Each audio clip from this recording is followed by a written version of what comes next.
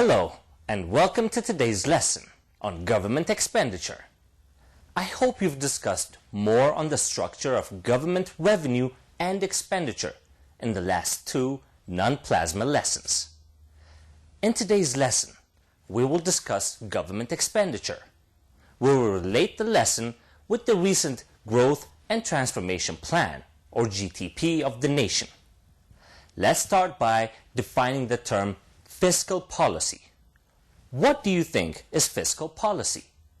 Discuss as groups and jot down the meaning of fiscal policy.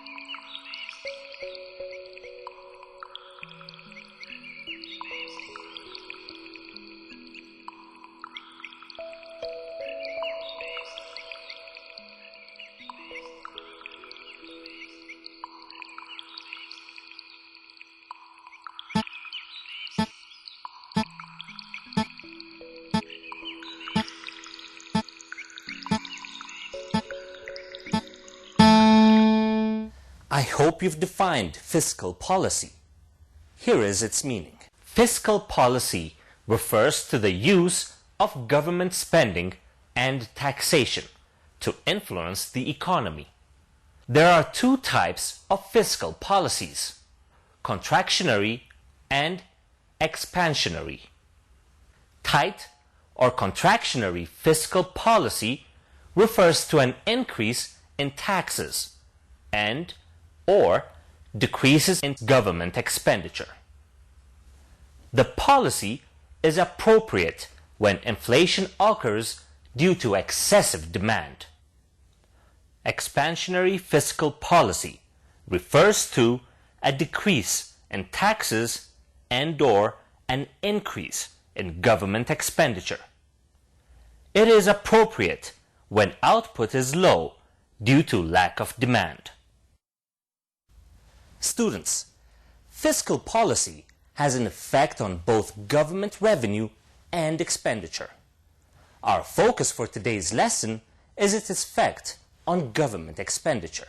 Hence, contractionary fiscal policy has a tendency to decrease government expenditure, whereas expansionary fiscal policy is aimed at increasing government expenditure. Students, before we move on to the details, I want you to do the first activity. Here's the question for the activity. What does government expenditure include? Discuss in groups with the students sitting next to you.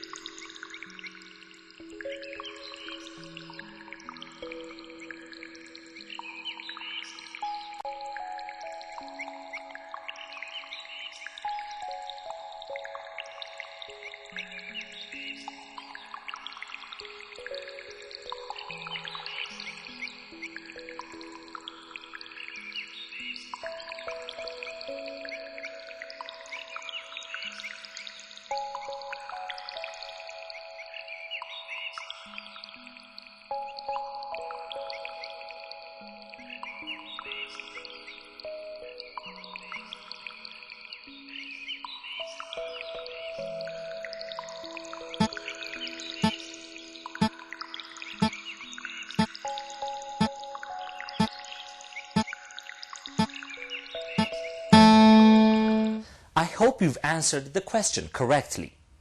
Here is the answer to the question. Government expenditure, or also called government spending, includes all government consumption and investment, but excludes transfer payments made by the state. In short, we can classify government expenditure as recurrent and capital expenditures. Recurrent expenditure or government final consumption expenditure refers to the acquisition of goods and services for current use to directly satisfy individual or collective needs for the members of the community. Whereas capital expenditure or gross fixed capital formation refers to the acquisition of goods and services intended to create future benefits, such as infrastructure investment or research spending. These two types of government spending, that is, final consumption expenditure and gross capital formation, together constitute one of the major components of gross domestic product. Government expenditures that are not acquisition of goods and services and instead just represent transfers of money, such as social security payments, are called transfer payments. I hope by now you've understood what government expenditure is.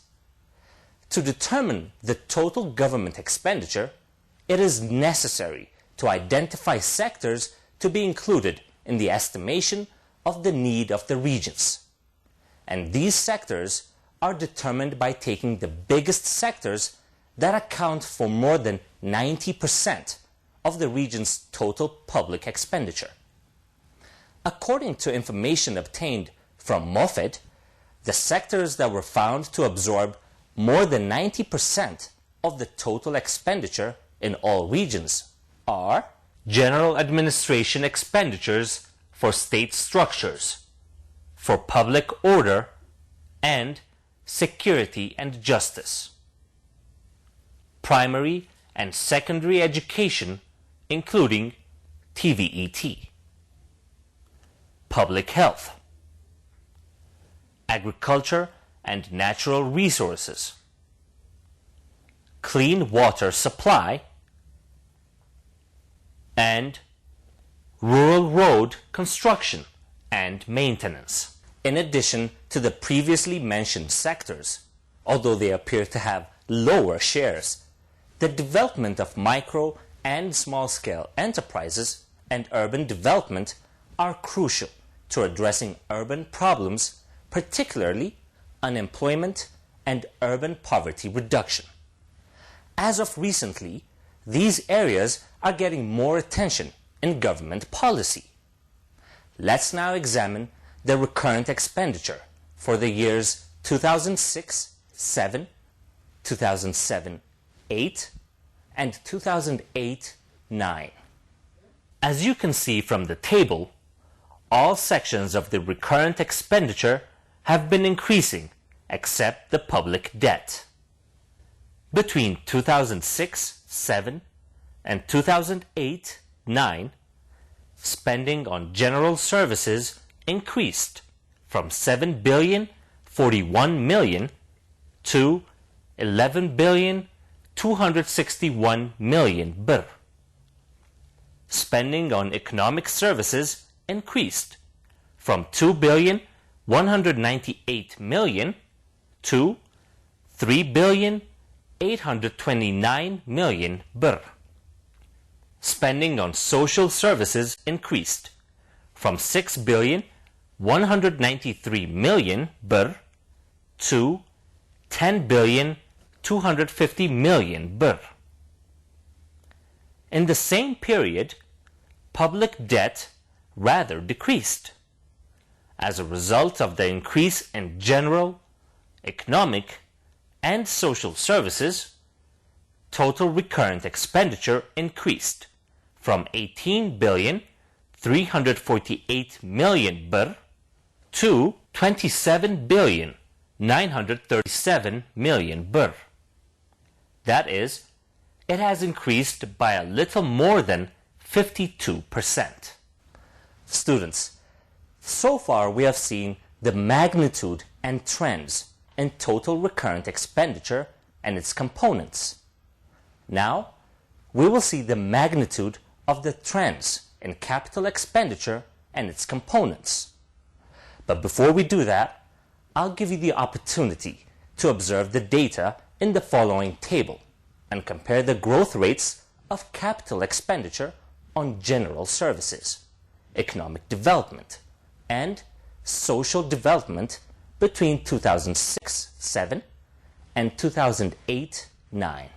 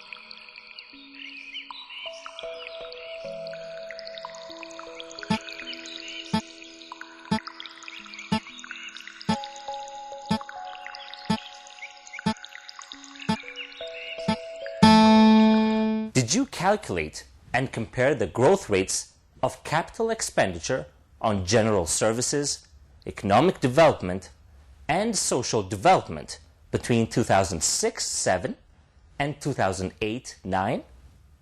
Very good. Here is the answer.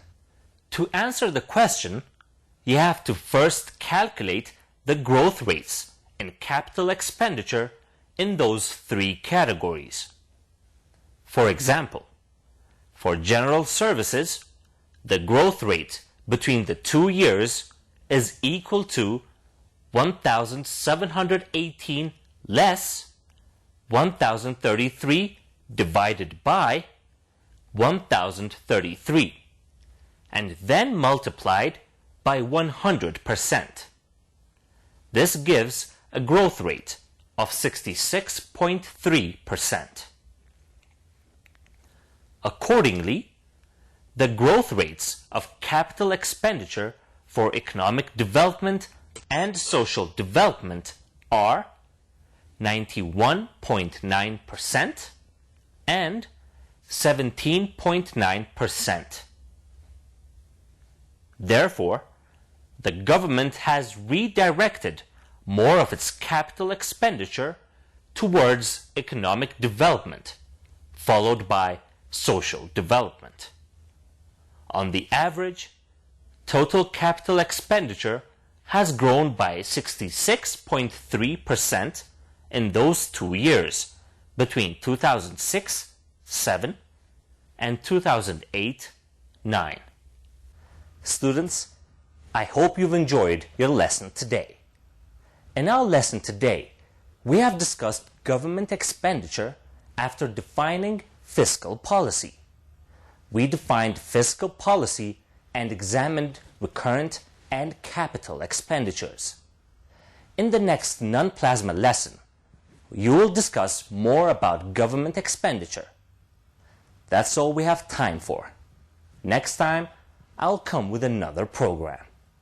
Until then, goodbye, teacher. Goodbye, students.